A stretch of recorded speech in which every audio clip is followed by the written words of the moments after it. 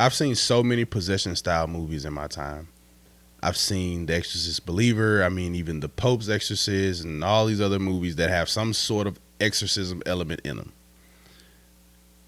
But even though I've seen all of those, it wasn't until today that I set aside the time to watch the original, the godfather of them all, The Exorcist. But before we get into the review, you know what to do. Be sure to like, share, comment, and subscribe, and hit that notification bell so you know when I drop the next reviews. All right, so the original Exorcist, directed by William Friedkin. This one, I wanted to do a review on it, but I really don't have that much to say because it's a decent movie, but it's a slow burn. The entire first, I want to say 5 minutes, no, way more than 5 minutes, maybe like 10 or 15 even, were so pointless. We have a father of the church who is in, I want to say, Africa, some part of Africa, and he's digging, looking for, I don't know if he's looking for like what specifically, but a little boy runs up to him and he simply says, "We found something around the front of the mound." And he pulls out this little figure that kind of looks like a little dog dragon or something like that. We get no backstory on what the hell this little trinket is. But I don't know if this was me looking too deeply into this or if it was simply just how they did the makeup and it didn't matter. But I feel like from the moment he found that little thing, to me, he looked like his physical appearance started to deteriorate a little bit. So if I'm correct, then it would stand to reason that that little artifact was indeed something that was evil and it was sucking the life out of him. Now, I don't know how long it was from those events to the night of the exorcism, but he was perfectly fine when he showed up for that.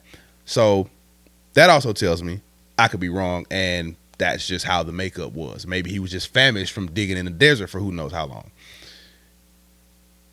During the opening 15 minutes or so, there are a couple of scenes where he sees this weird statue that kind of looks like the little trinket that he found, and it keeps popping up, and he's like staring at it, and it's like they want us to build a connection between this father and that statue and the little trinket as well, but they don't help us figure out what that is.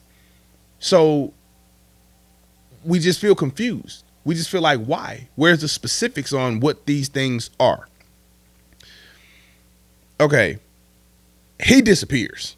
Like, not like something happened to him, but we don't even deal with this guy anymore. Again, until like the night of the Exorcist, and now here he is again. Where have you been?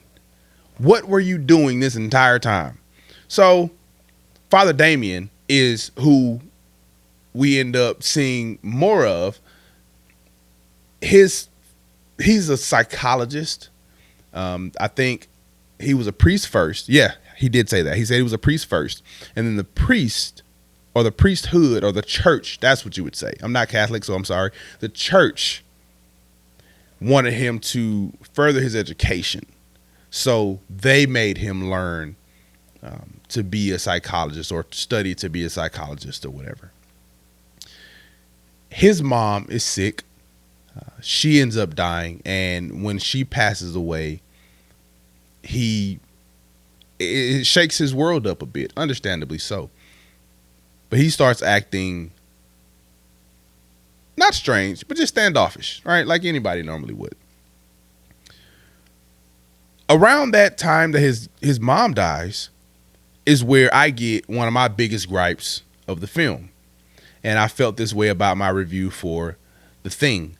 And that's choppy editing that feels incomplete. We get a scene where Father Damien and his brother, they go to the hospital where his mother is. When he leaves that hospital, he speaks to his uncle, his mother's brother. They have like a 3-minute conversation. Father Damien is basically telling him, I want my mother in a better facility. The brother is like, with whose money? That's literally all that conversation was. Then we cut to a scene of Father Damien boxing the hell out of a punching bag for like another 2 seconds. And then we cut to a party that Father Damien is not at. That was the most random speed clip editing that I've ever seen. There's just a lot of parts in the film that feel like this is unnecessary. What is this? Right? I guess it did its job. Maybe they were just trying to show us that Father Damien is upset at this conversation with his brother, so he's going to go box to cool off. Boom, we're at this party. I digress. So to backtrack a bit, the little girl who ends up being possessed, her name is Regan, played by Linda Blair. She has a Ouija board. This is the first time I've ever seen something like this, and this just doesn't happen. Her and her mom are in the basement of their home.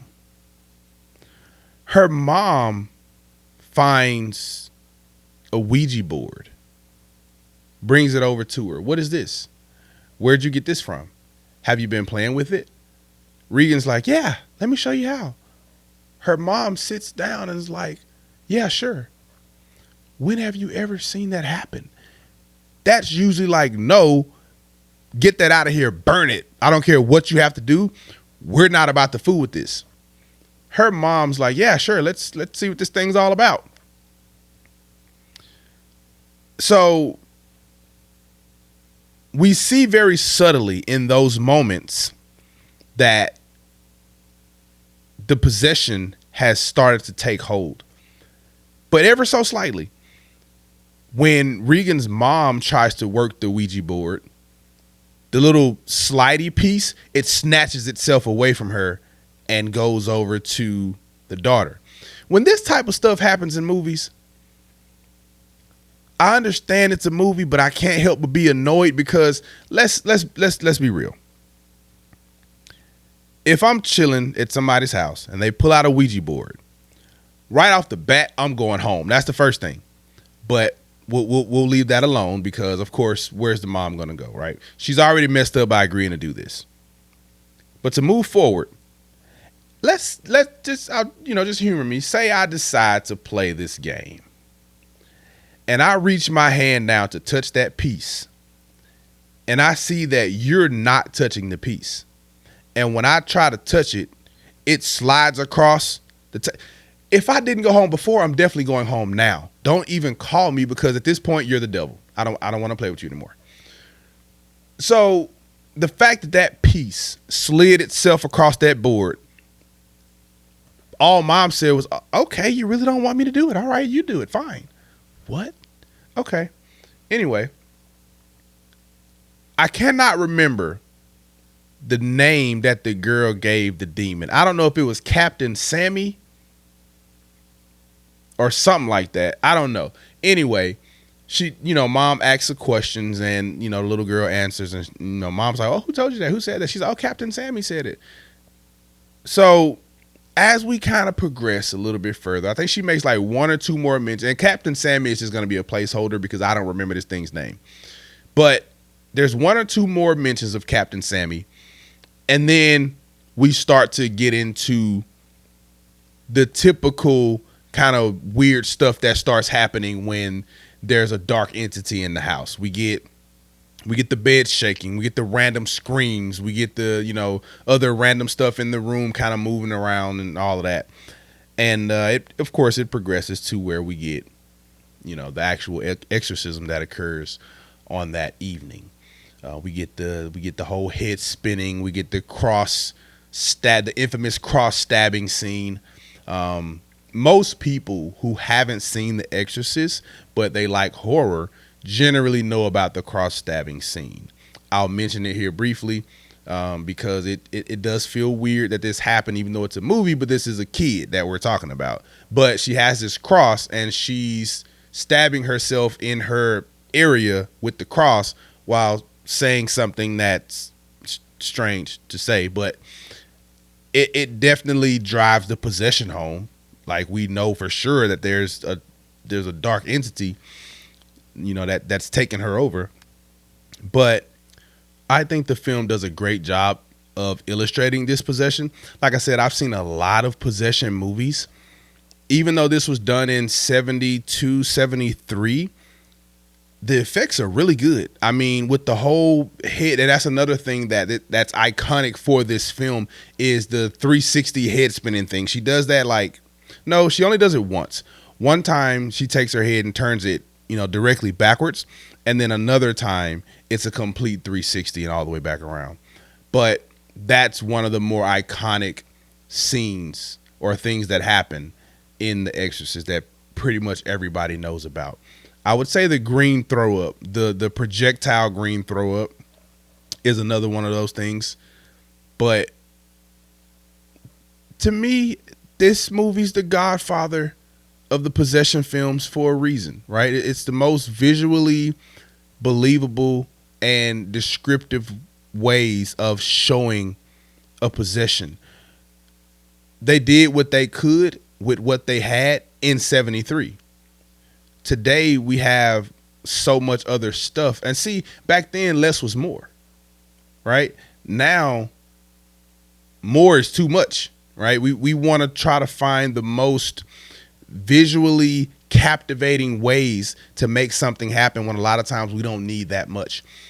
When Regan floated off the bed, she floated up slowly and she slowly went back down. That was enough. That was enough to put you in awe, because the entire time I'm watching her go up and back down the same way.